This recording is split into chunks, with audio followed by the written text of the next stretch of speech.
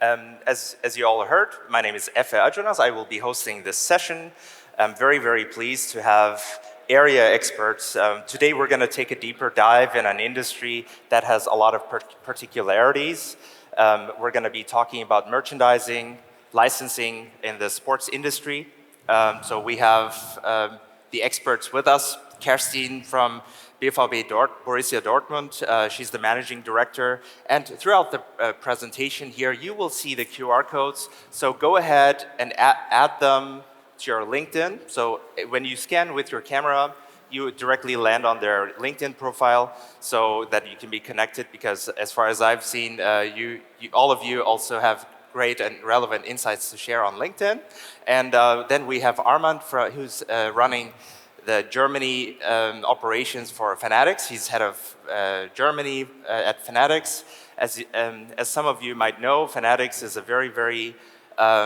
Fanatics is the biggest retail organization selling licensed merchandise in the world, and they're a US-based company.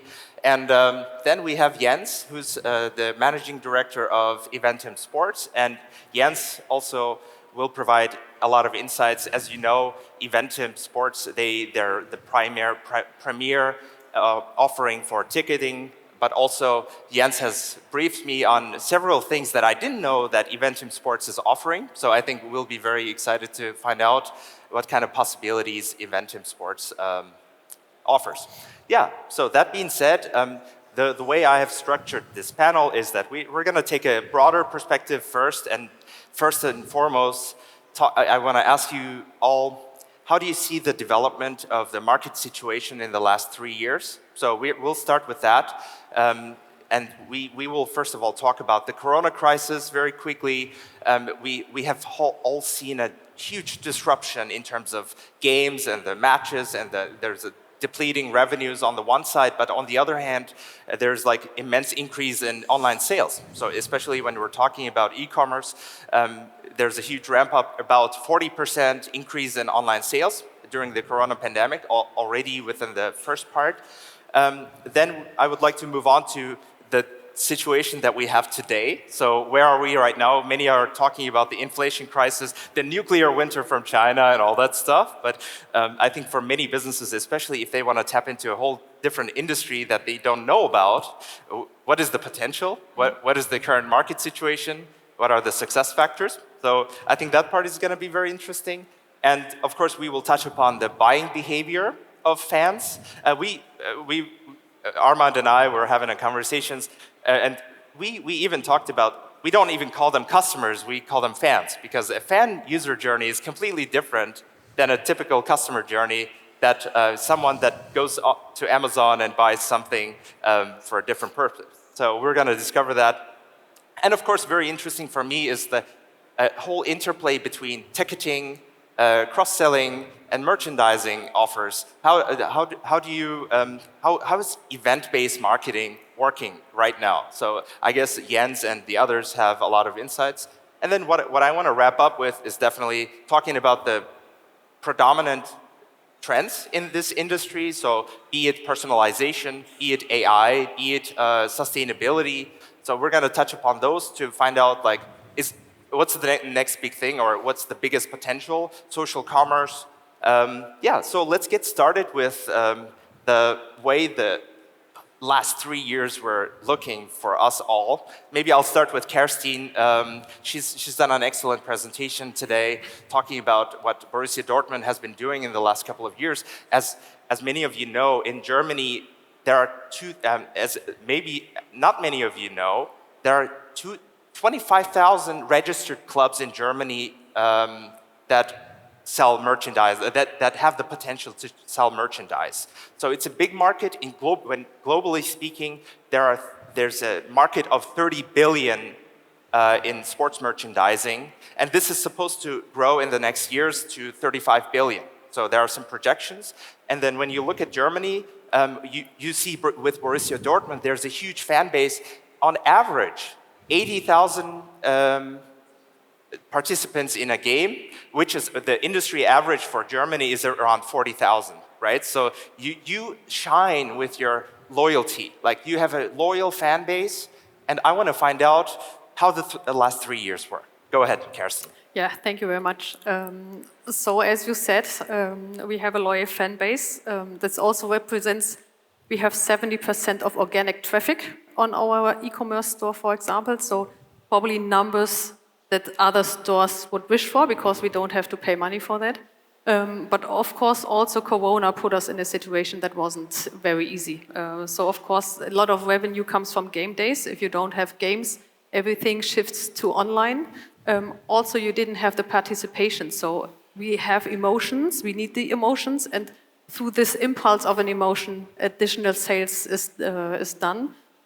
So all of this missing in Corona. For me personally, it was the best because I started in 2021 in my position. So it was very easy. I just had to focus on getting to know the team, getting to know the operations, getting to know the e-com store. But of course, in regards to sales, it was very difficult to keep the level. We managed more or less, but of course, we had to put a lot of efforts in it. Also, the profits, we weren't able to have it at the same level. Now, with the inflation, we still see that sales are going up again. Of course, also being now at a winning streak of 8 straight games. In a club business, this always helps. If you are successful, of course, you sell more. So at the moment, it's a pretty good situation. And as I explained earlier in my presentation, we just had the special jersey on sale.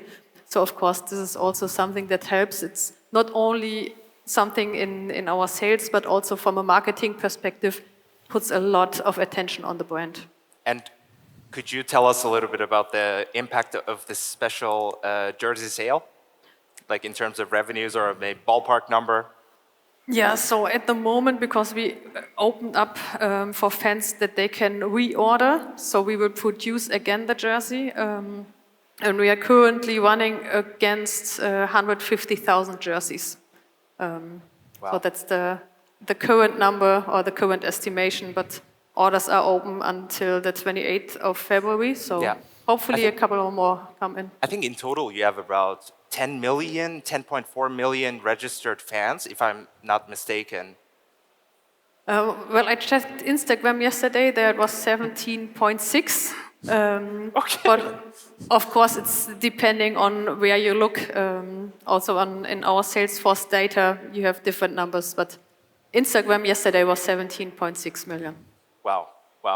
That's very remarkable, especially, we will touch upon this like special sale part of the thing, that's later on in the conversation. But then at that point, I want to move on to Armand, and maybe, as you know, I've mentioned what Fanatics does as a global player, very strong in when you look at sports merchandising globally, the US and Canada markets are premier. I've talked about the market opportunity of market capacity of 30 billion, and 14 billion of it is responsible for the US and Canada sales, right? So, and then you move on to other markets. There's Germany with a cap of 1 billion, and then UK 0.9 billion, and then you move on to the rest of the world, and that's the rest, right? So you see, you operate in the US very successfully. How did the last 3 years affect you guys? Let's step back a little bit. So these last 3 years, I think all of us in this room, we have to acknowledge are historic. Everybody knows pandemic. Who knows this was coming? We had then obviously inflation, the end of free money as we know it, with all the valuations, etc., of the companies, the stock markets changing, inflation, the war. This is a very dense number of events in a short time. And let me be very honest with you, when the pandemic broke out in, February, March 2020, I vividly remember the first crisis meetings that we had, as obviously you said it, thankfully, the world's largest merchandise player, sports were not taking place anymore.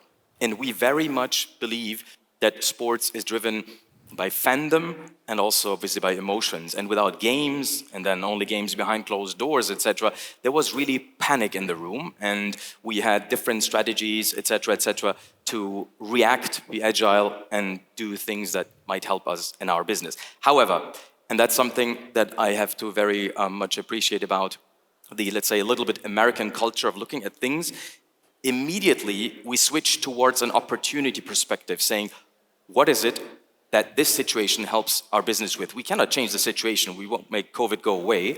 And then there were a few things that we, I think, did that kind of can be shared here as an example. So, for example, in general, I guess everybody knows here, e-commerce grew, so we very much participated from that trend, where revenue-wise, 3 billion e-commerce running around about 1,000 online shops that we operate.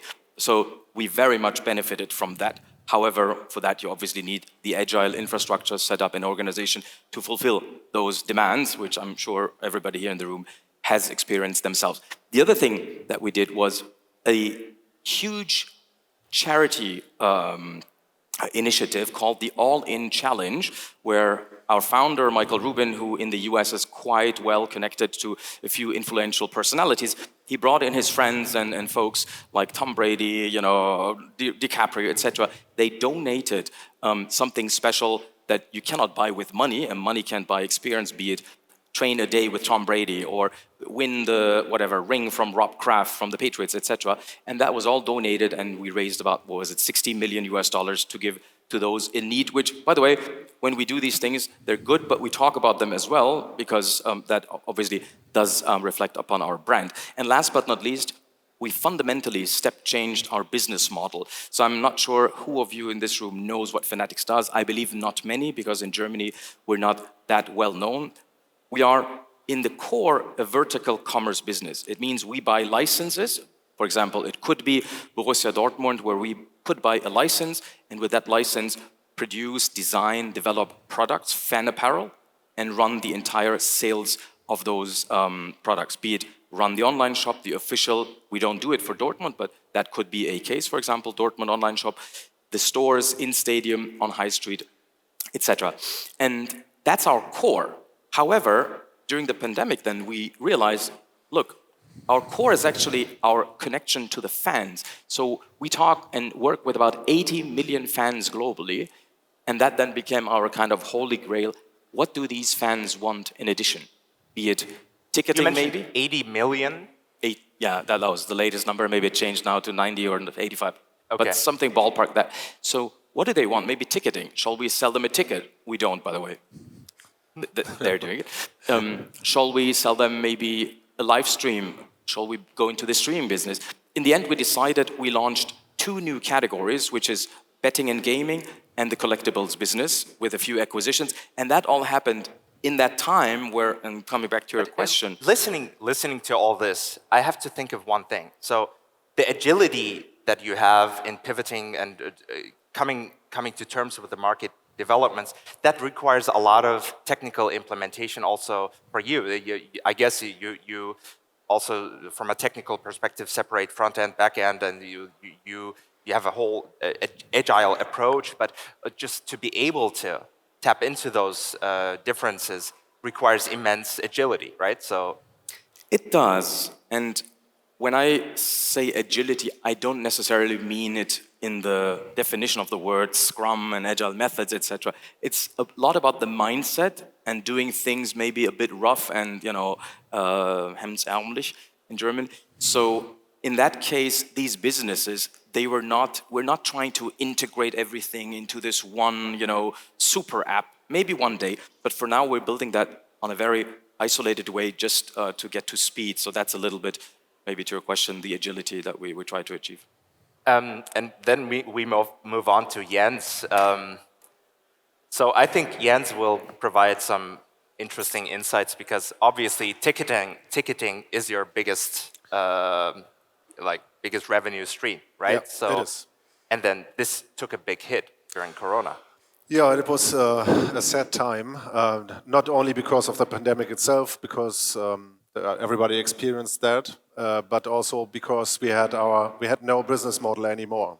So we thought we were very well in the business with being a promoter, having arenas and venues, having a ticketing business, and then from one day to the other, everything broke down. So we had nothing. So then we were lucky in the sports company here, in the sports unit, that we had the merchandising online shops. We just invented this part here in our company 2 years before the pandemic started, and then we noticed that this gave us a push because every club asked us, okay, we need an online shop, a better online shop than we had before, and we need a push to sell online because we have no revenues because of the operations of a game. So now we need to have a digital business, and we try to sell our merchandise online.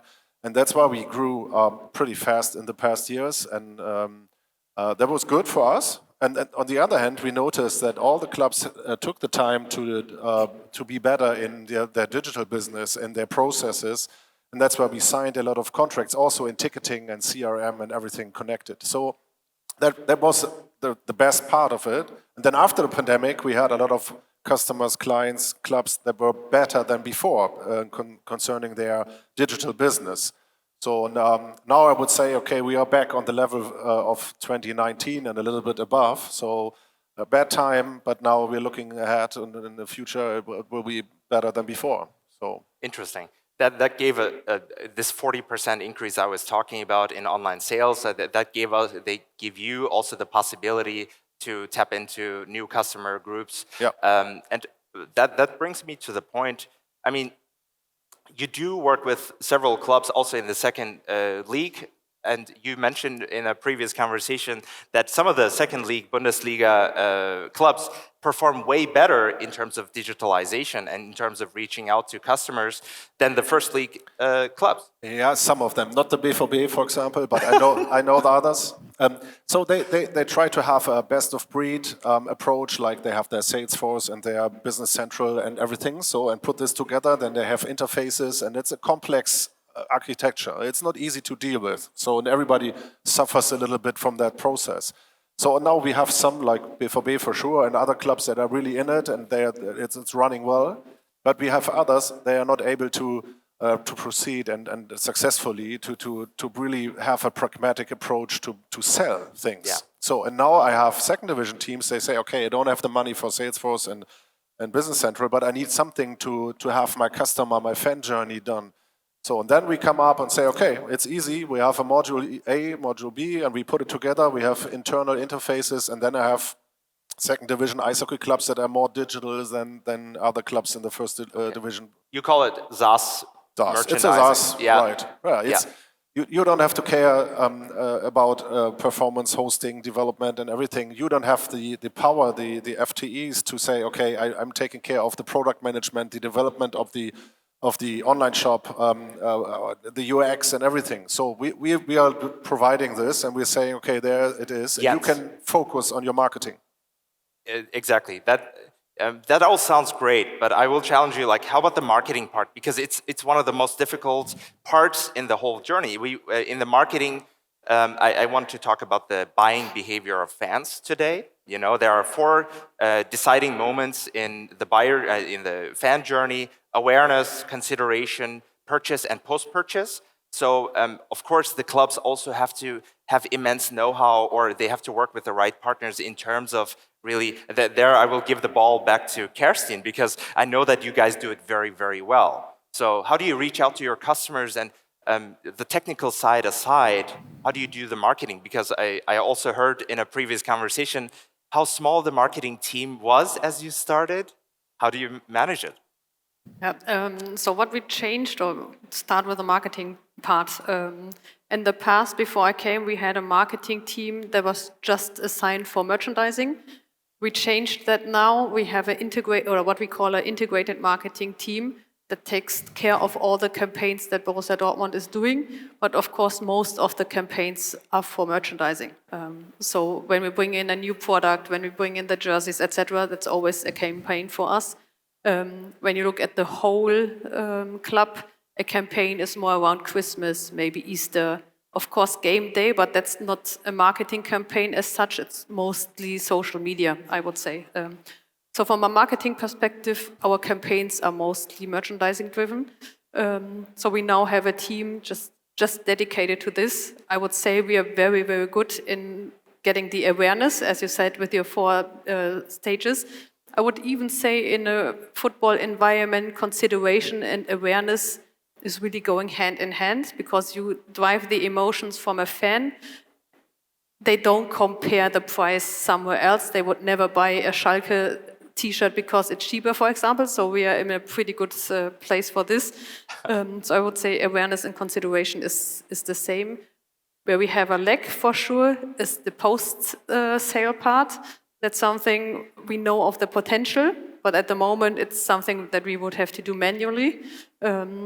So that is something where we look for solutions at the moment. The team has great ideas, but that's definitely also from the fan journey.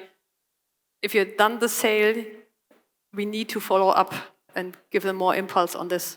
And also that brings us to the point, interruption marketing versus personalized offers. You know, so you don't want to just, if you bought a jersey, by the way, I was looking at some studies and I was amazed to see over 60% of fans already have bought a jersey or like a fan article, and many of them, at least, like it's a huge number of engagement, especially among your fan base. So that we know that you guys are number one in terms of loyalty, in terms of engagement, and if someone. And when we look at the top performing categories, you have the jerseys and the T-shirts and all that stuff, and then mugs and other items. But if you bought like a personalized mug or a personalized jersey, and then you might want to have something similar, like a personalized offer, just nothing completely random, like a keychain, which is also performing. But it's you know what I mean. So personalization is, I guess, the next level when you really want to ramp up the revenues. Would you agree with that?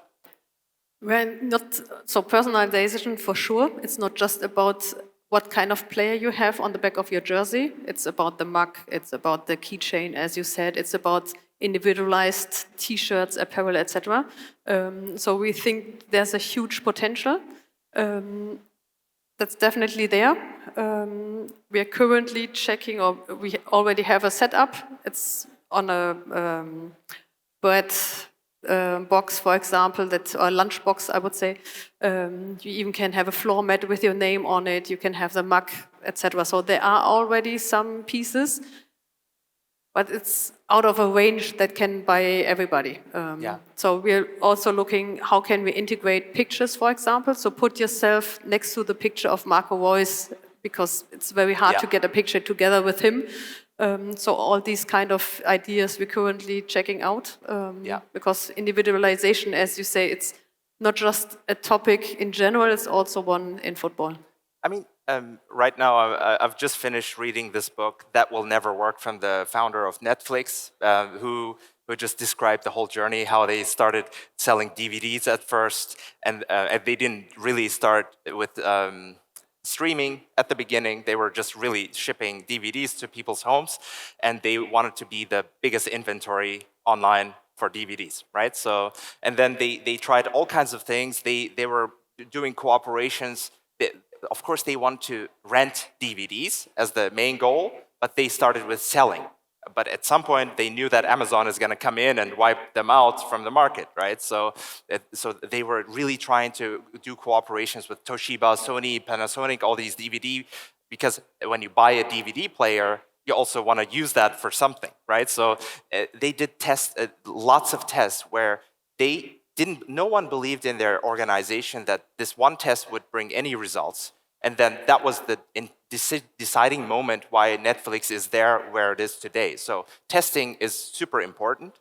In your case, to what extent do you... Actually, I want to even go back to Armand, because I know this is your biggest muscle, and the testing, you guys are very powerful.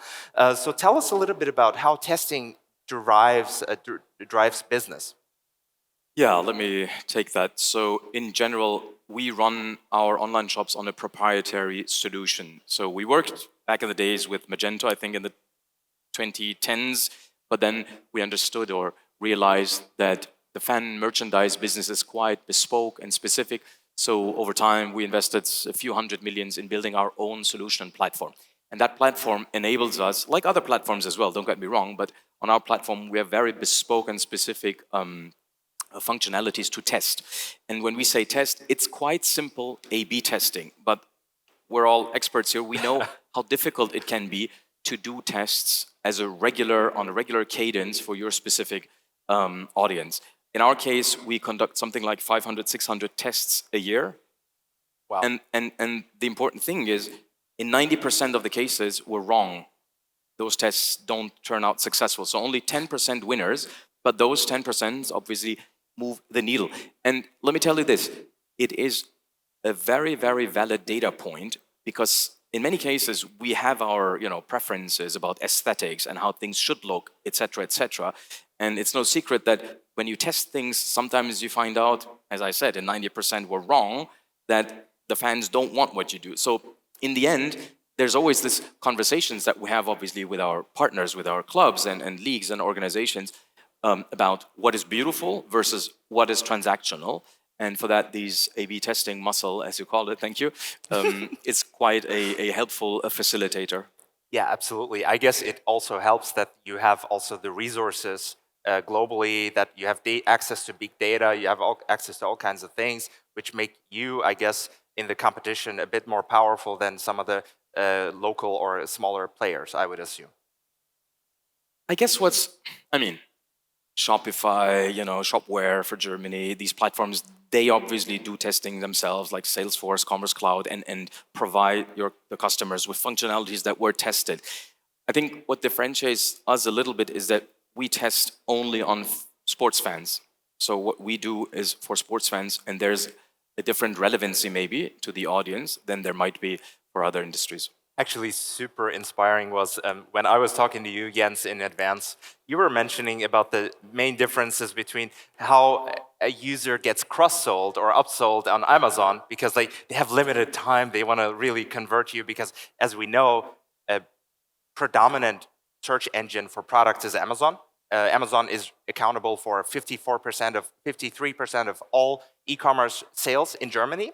So that's that. But then what you told me was super inspiring, because like the whole journey is quite different for fans, because they're, in ideal case, they're there for a lifetime, maybe for generations. Yeah. You want to tell us a little bit about that? Yeah, Kerstin mentioned that you won't probably have a change from a BVB fan to, you won't convert to a Schalke fan later. So very low churn. Yeah, right. So that's where you have your addiction in there. Yeah, you have addicted fans. You just have to reach them, you have to collect the data, you have to know about the fans, and then you have all the time to get revenues out of them. It's not a secret, yeah? It's your goal, yeah? You need the money.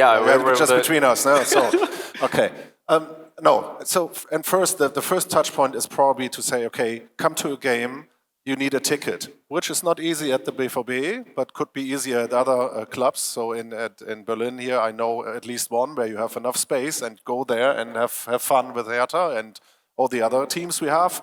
So and then you have a ticket, and then afterwards you know who's there, and you know he's going or she's going to the game at this date, and then you know in advance, okay, you can be at the touch points where you can meet this person, the fan, on the way to the stadium weeks before. And you can say, okay, take the other park place because the parking lot is closed.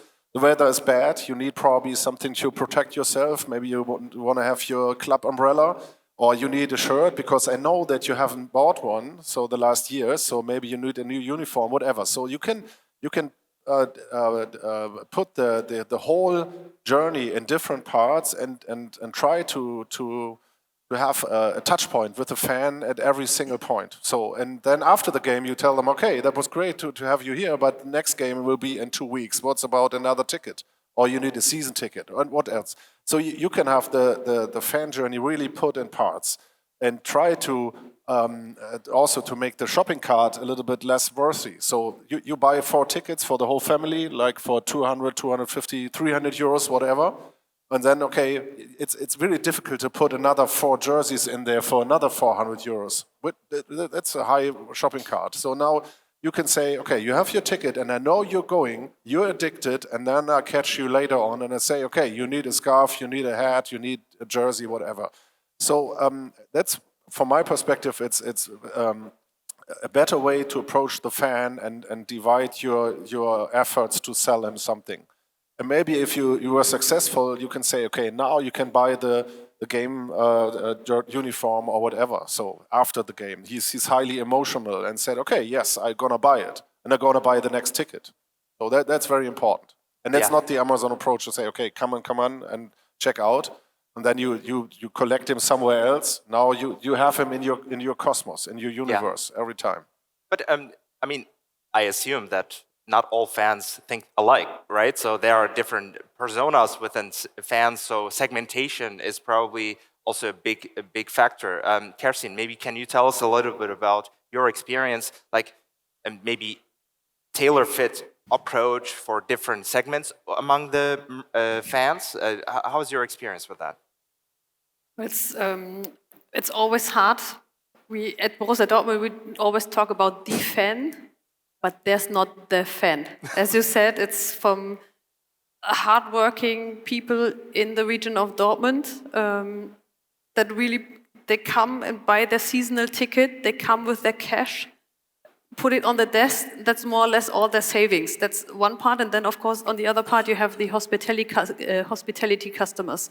What we see in the last couple of years is also, like with Haaland or now with Bellingham, you get attention from people or from fans that follow a player.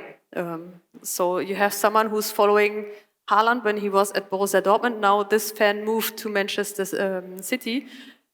The same with Bellingham. We have a lot of fans from the UK now, for example, but if the player is leaving, probably they will go on. So there's really some traffic in our fan base. It's also, I would say, in football in general, we have an older fan base. And that's something that we work on to really make content also for the younger consumers to tap into potentials of lifestyle, urban, hip-hop, etc. So these are the kind of tasks at the moment to serve the fan, covering all, but also having, especially through product and different approaches, getting to little groups of customers where we say that's maybe a new target group or a target group that we didn't approach in the past. But also this has to be authentic. If now, for example, we have someone from the hip-hop scene now wearing a BVB jersey and you know he's from Berlin and has never been in Dortmund, there's no point of it. So of course you also still have to create authentic content around it. Yeah. And that's always something that you have to keep in mind. But maybe that's even a good segue to talk about event-based marketing. So how do you combine these offers? You've mentioned certain fans have their football player or other players that they follow with passion. So how do you offer those? How do you combine those offers of jerseys, so to speak, with real-time games, real-time goals, and all these things? You did mention that you have special offers, limited editions, and all that stuff. What's your experience with that also? Well, to be honest, we're not so well. Like Jens said, you know someone is buying a ticket, and then you offer the scarf, you offer the seat warmer, etc. So we are pretty bad at it at the moment. It's more or less because we have to work on our basics first. We all know that there's a huge potential for this. We start with our hospitality customers, for example, that because you know there's a company coming to the game, they invite people and they will definitely have a gift for them. So that's the first approach, to target them and tell them, get the scarf, get the jersey for your customer. That's the first point. And then hopefully when we have the basics done, then we are able to really talk about the cross-selling from ticketing, for example, in regards to merchandising. And then also in the after-sales, of course, if the person is coming back to the game, especially when they're buying a jersey, for example, sending them a video of Bellingham, for example, saying, thank you that you bought my jersey. Of course, in this regards, it's more like a service, but we need the emotions to keep the sales going, of course. Armand, what's your experience with segmentation and also like real-time offers? Because I know that Fanatics, I've been kind of taking a deeper dive on this. You guys are very strong in like kind of, as far as I can see, connecting, like being agile, connecting offers with real-time games, goals, and all that stuff. So how does that work with Fanatics? Yeah, maybe also for the audience who's not that close to this business, the biggest challenge for all of us in this business is demand planning. Our customers, as you said, are fans, and fans react very much to what's happening on the pitch, meaning in the games. So how do you plan for a season in terms of stock buys, etc., if you don't know what the season's outcome will be? Exactly. So that's one of the key challenges, which in the early days, this company that I work for, Fanatics, identified as probably a very important lever to tackle. So this was kind of from the get-go one of the key, let's say, topics to work on, which we call hot markets, things that happen that you cannot predict, or even micro moments when something happens that's a micro situation but causes a lot of fan buzz. And that's, as you said, an agility that's not easy. How does it work? So we buy blanks, so t-shirts, hoodies, jerseys, whatever, in all different colors, and we have them hanging in the warehouse. The moment something happens on pitch, we have designers and also analysts observing what's happening, deciding, is this worth a special collection, obviously following trends on social, etc., to then design a product and distribute that product virtually to the fans that want it. Obviously, no Schalke product to a Dortmund fan and vice versa, etc., etc. And segmentation is big. Means the product doesn't exist, but it's designed, it's being then produced in real time and being shipped to the fan maybe a few days or weeks later. And that's something, for example, we do a lot during Super Bowl, which was just a few weeks ago, etc., etc. And on the segmentation piece, when I sit on your side, I always think, yeah, blah, blah, blah, on the stage, big buzzwords. To make it simple, for segmentation, we think still one of the key channels to attract customers is email. Email sounds old school and maybe not that fancy like social and TikTok, etc., etc. But we all have to make money in this room, and email is a very effective tool to reach your audiences, especially in our business case. And therefore, the segmentation is one of our key, let's say, abilities in-house to really understand who is what fan, what persona, what message can you send to them, down to the level of how many sends do we send, so how many emails a week or a month, to avoid a churn and this unsubscribe, etc. So that's all being analyzed to ensure it's a net positive. Yeah. I mean, I often talk about, I'm a huge fan of AI and all these developments that we're going through right now.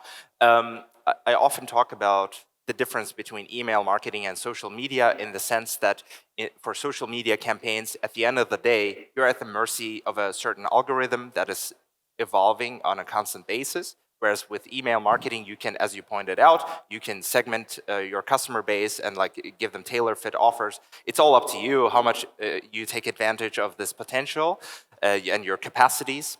But with email marketing, it's quite straightforward because you are the one that has control, and at the end of the day, it lands in the mailbox of the users. Nowadays, there's from Outlook and others, there's focused mailbox or not focused other mailboxes where such email campaigns can be going, where of course the exposure is going lower and lower. So, but I guess you wouldn't. It's not really a huge disruptor yet, I would say. And don't forget, with the iOS 14 update, which I'm sure everybody here has had their experiences, first-party data is becoming more and more important. So that obviously fueled, again, the importance of those type of channels.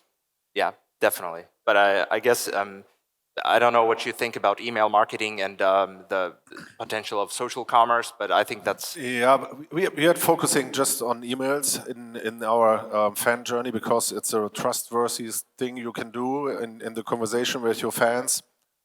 Social media is a kind of attraction collector, and you can add your offers in the social media campaigns for sure. But we still believe in email as a very, very strong tool. It's interesting that you say that because also that maybe we have to talk about the target group. The target group of fans in Germany is actually the average age is 42 years old, and only 18% of these fans are female. I don't know if you would agree with these statistics that I fetched from my sources, but Kerstin, would you agree that that's also the kind of profile you're looking at?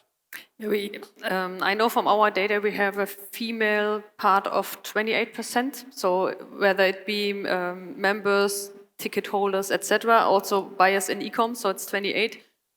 It's not translating in our merchandising business. So there the share is less than 10%.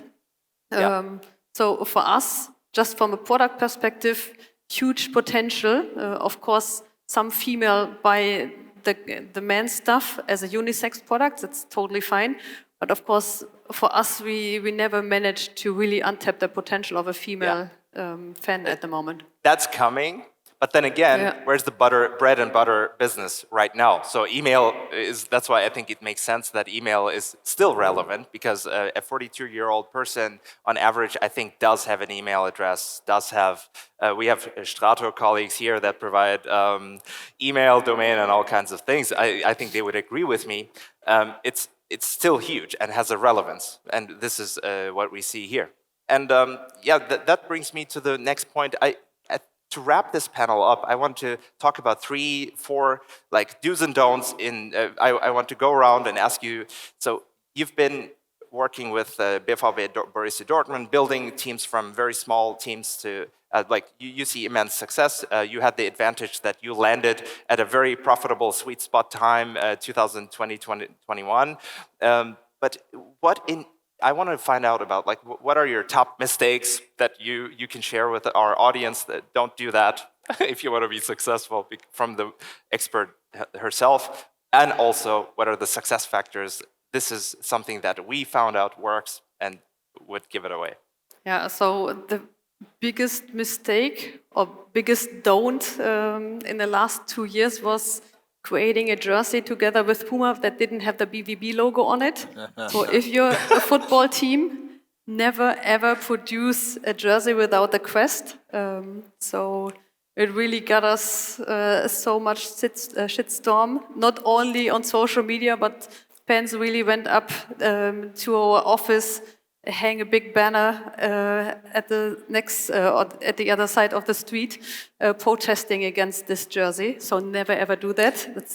And I think you even have regular meetings with your representatives of the fans, right? So when I was reading that, I was pretty impressed, because that you really listen and take feedback, and then you have to give them what they want, right? So this was a big mistake, I guess. That was the biggest mistake. Yes, and the big do's is really, and that's something with with our product management, is really listen to the fans and to the market trend, and make authentic product for your club. So this is something that we work on at the moment. There are a lot of companies, they come to you telling, that's our best-selling product.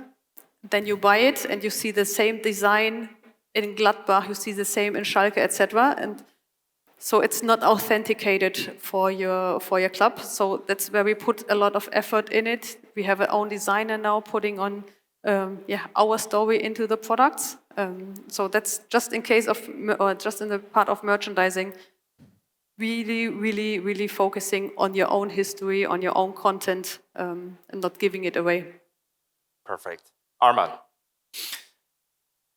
No, I mean, that's just answered. You're like, I agree with that. Just maybe a small addition to what Kerstin perfectly voiced here is that when we look at the data, what the fans really do, it's not 100% in line with what they sometimes say, which we call the attitude-behavior gap. And that's also something that maybe you should sometimes keep in mind, that fans, especially a few fans, can create a lot of noise and might not be representative for the millions of Dortmund fans, etc., which I'm sure Kerstin has enough experience as well. So that's what we see as well, that there are fans that are very loud, very bespoke, very, very engaged. You have to listen to them, but don't forget the 99% other fans that might have preferences as well, which I think sometimes we might have made a mistake to just listen to those 3 fans that are very loud. I love that you say that, because it brings me to the point of sustainability. I think this is an area where you clearly see the discrepancy between what the customers are saying and what the customers do when it comes to price increases. So when you have a spike in prices, you'll see an immense decline in the purchasing readiness, right? So it's interesting because over 60% of fans are saying they would even pay more for sustainable products. And I will get back to Kerstin on the experience on the ground. But only when you look at the purchasing drivers, first you have quality of products, and the brand recognition and the reputation of the club, and then price, and then comes sustainability all the way at the end, which is quite expected. But it's kind of a discrepancy. 7% of all revenues are driven from sustainable mindsets on the ground, like real numbers, but also 60% of customers saying, yeah, I would be ready to pay more, but they don't do that at the end of the day. Would you agree with that? Yeah, 100%. 100%. However, sustainability, which obviously is more than just the environmental sustainability. In our case, I guess it's very much about how is that merchandise produced, under what conditions, because there are so many black sheeps out there, factories, etc. So you have to be very, very careful who you work with, and that's one of our key, let's say, focus areas in our sustainability team is to audit and accredit the vendors that produce the garment that we then sell, to be very careful. But overall, on the environmental sustainability, I'm with you. And then sometimes, as a corporation or company, you might not only look at the commercial benefits, but also do some good things that might not even make you more money, but do good things that are right. I would even go as far as saying that many fans, there are several studies that even showed that many fans look at social and ethical factors before they look at sustainability, like environment.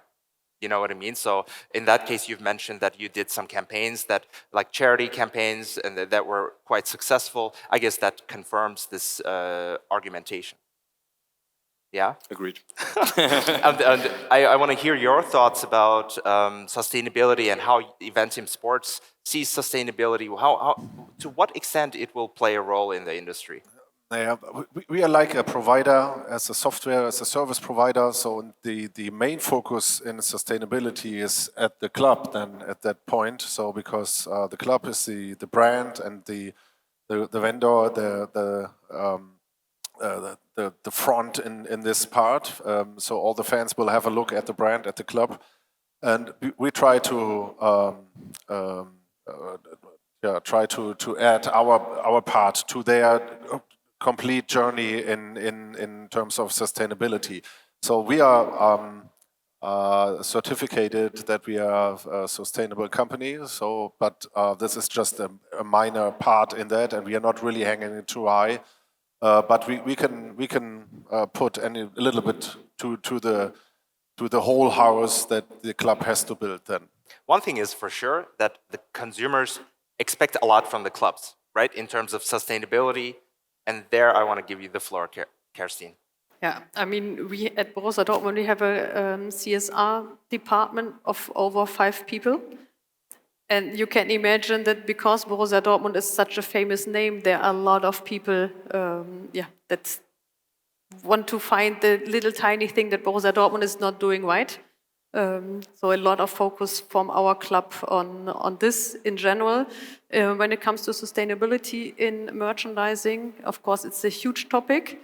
And for us, we don't want to do all the greenwashing. So you won't find a product detail page with all kind of certificates where it's like Ökotech standard, for example, or whatever. We don't do that. So we're really thinking about, for example, how can we put cradle to life. We have a project at the moment going on where we support farmers in India to transform their cotton into bio-cotton, making sure the kids go to school and not work on the plant, etc., etc. So there's a project of, I think it's 9 clubs together in India to get this realized. And I think you see throughout the Bundesliga that there's a lot focus on the product side, but also from a, let's call it, code of conduct in regards to how employees are treated. Also, the other part is why every jersey comes in a poly bag, for example. So also in the logistics teams, a lot of attention on sustainability. Yeah, absolutely.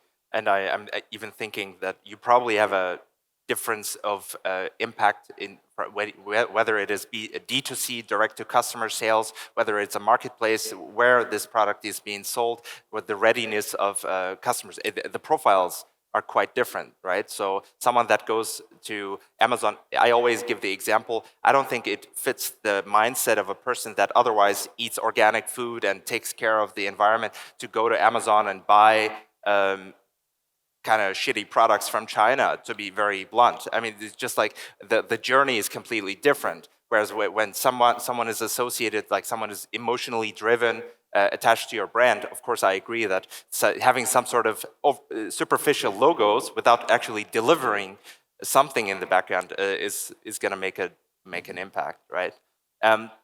Yeah, but talking about these marketplaces, we talked about primarily being a brand and being a D2C brand.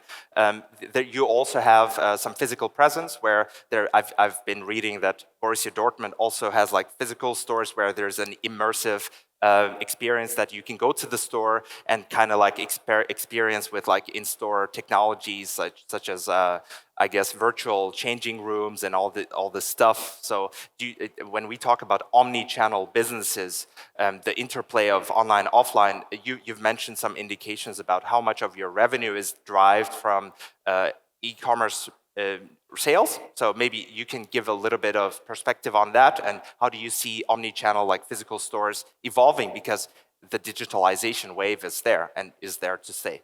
Yeah, so to put it in relation, 50% of our sales in merchandising come through the e-com business. We see that it's going a little bit down or at least when you compare to Corona season, because games are picking up now. We always have the limit of 81,000 people coming to the game. There's a difference. We will not have our highest sale when we play against Bayern Munich. We will always have it playing a club that's a little bit smaller.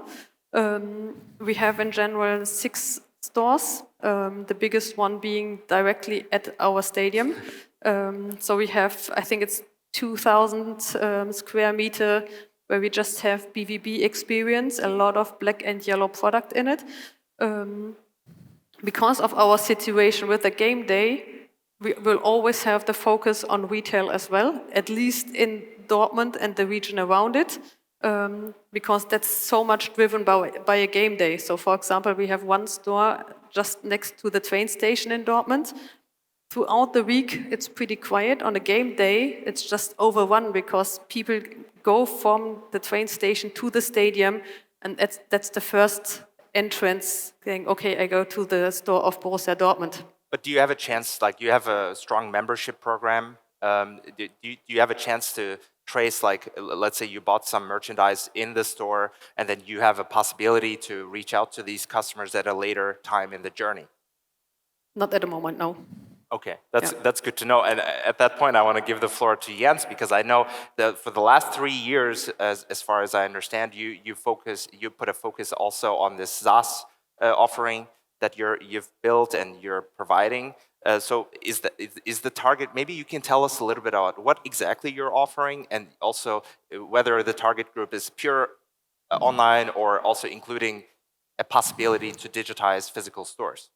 So earlier the day I talked about our digital product platform. So the parts of this platform are ticketing, CRM system, and merchandising, and we have an API layer. So these are the main products we provide. So in our heads we have the journey in mind to say, okay, I reach out to a fan and I sell him, for example, a merchandise, a uniform or whatever, and then he can pick it up at the store or in the stadium, like an online sale turns out to be then a POS experience, and it can be vice versa. If you are a member, then you check in and say, okay, I'm a member at the POS, and then the club recognizes me as a member. They know that Jens Brämer bought a uniform in the club store.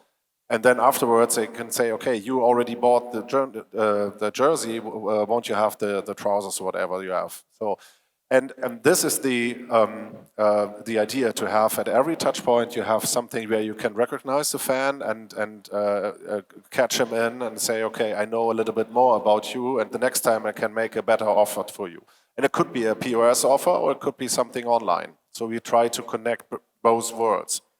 What's the kind of revenue level you're looking at for the typical customer? Because like obviously a small, we talked about 25,000 registered clubs in Germany, but you're not really tapping into the smaller guys. Yeah. So okay, I would love to have Dortmund as a merchandising customer, but okay, we are not focusing on that. So our core business is ticketing. So we are probably the best offer for ticketing, and we are partner of best club here. It's BVB.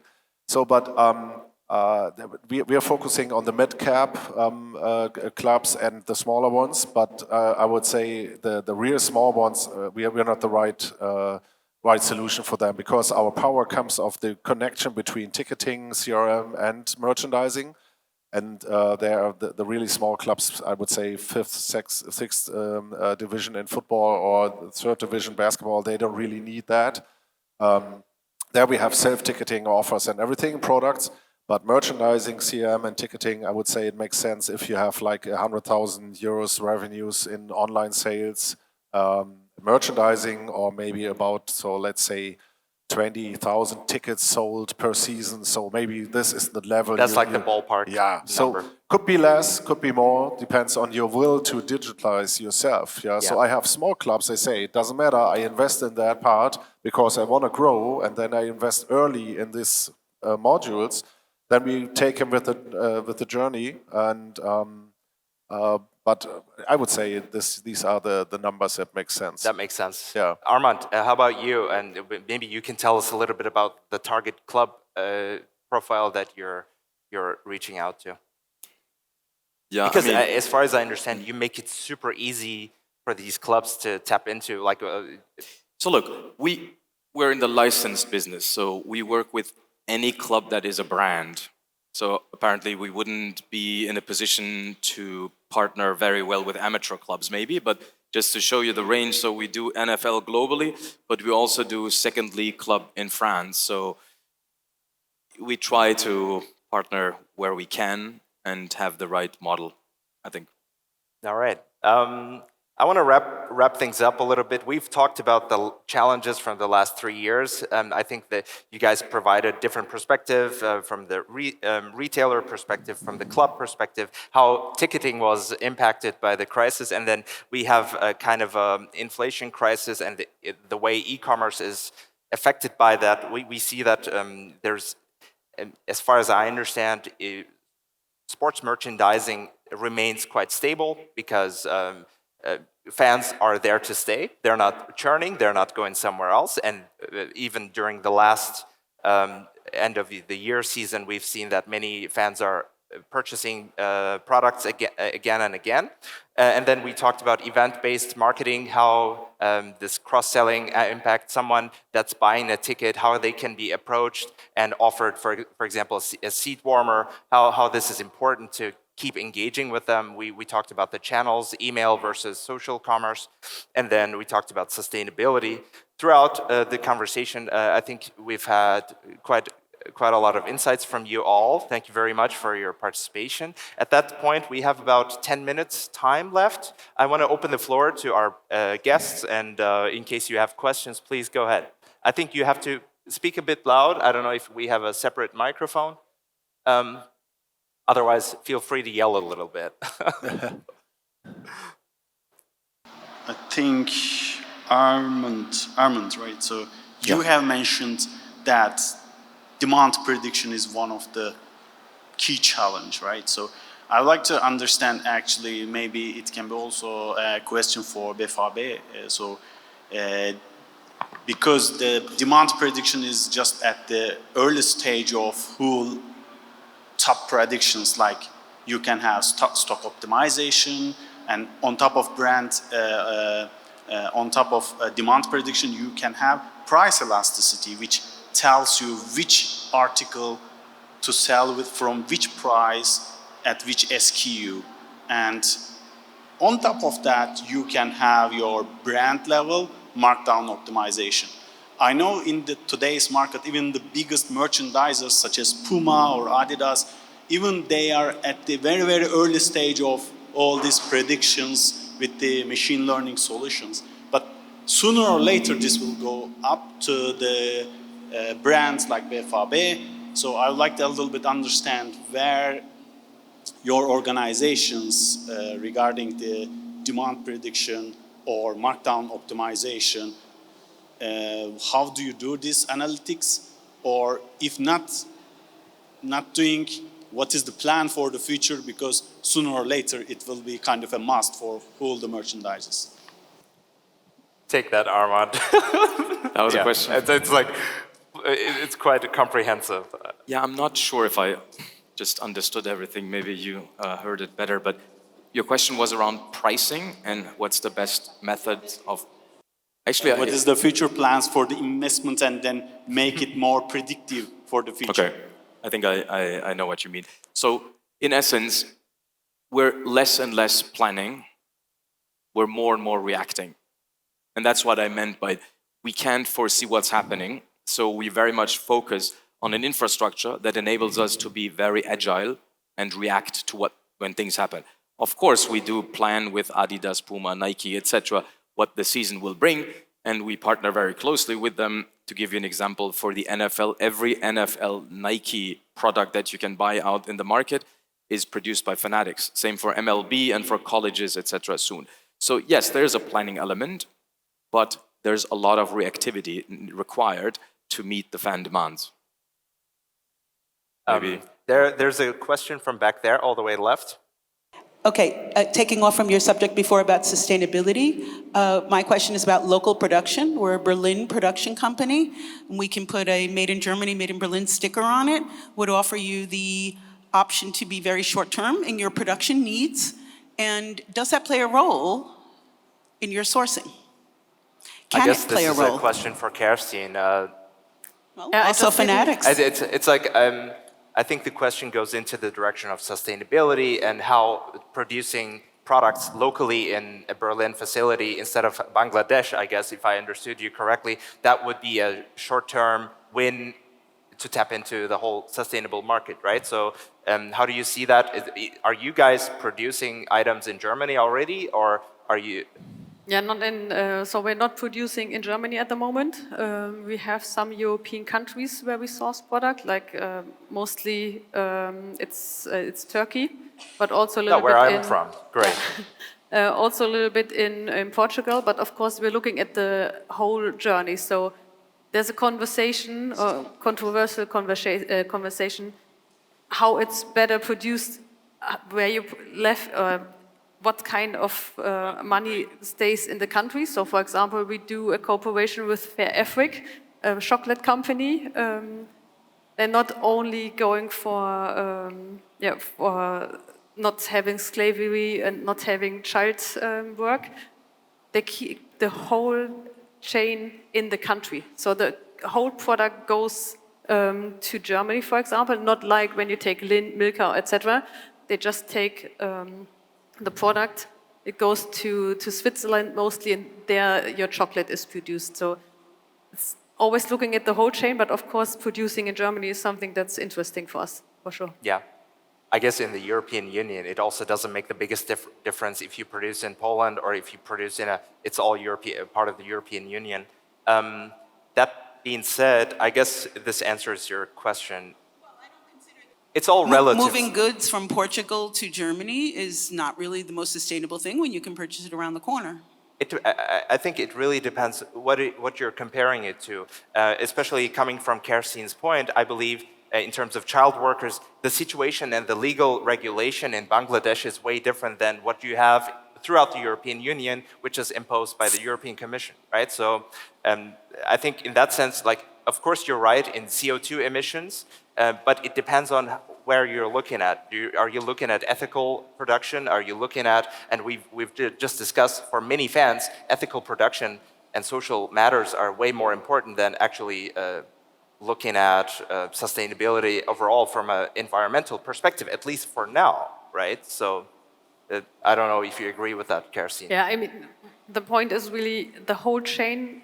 it's not just about where you produce, it's how you produce it. And if you say it's the same and comparable, then of course we would also put the production closer to Germany, also because in regards to what Armand said, you're much more agile in this.